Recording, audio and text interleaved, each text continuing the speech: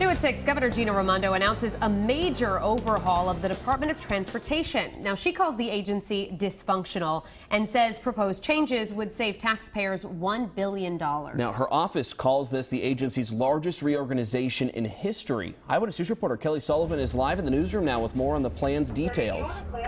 Well, Governor Gina Raimondo identified 3 major problems in RIDOT that needs to be fixed. She says by reorganizing the agency, that could streamline some cash flow to help fix our roads and bridges. A 10-year plan to save taxpayers $1 billion starts with the restructuring of the state's Department of Transportation.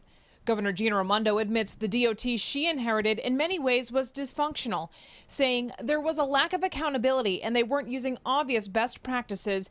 And I've decided it's time to change the way we do business at DOT. It's time we fix it. Raimondo's push to reorganize still supports the Roadworks tolling program, stating that the state needs to be less reliant on federal money and needs its own sustainable funding stream. Raimondo tells Eyewitness News, quote, if a bridge collapsed tomorrow, that would fly through the General Assembly, but it shouldn't take someone getting hurt. Even if the plan doesn't pass, Raimondo, along with RIDOT Director Peter Alviti, agree changes in management need to be made. They include appointing individual project managers to create some accountability and better planning and maintenance on our infrastructure so the state can spend a small amount on upkeep instead of letting infrastructure deteriorate and spend more on rebuilding.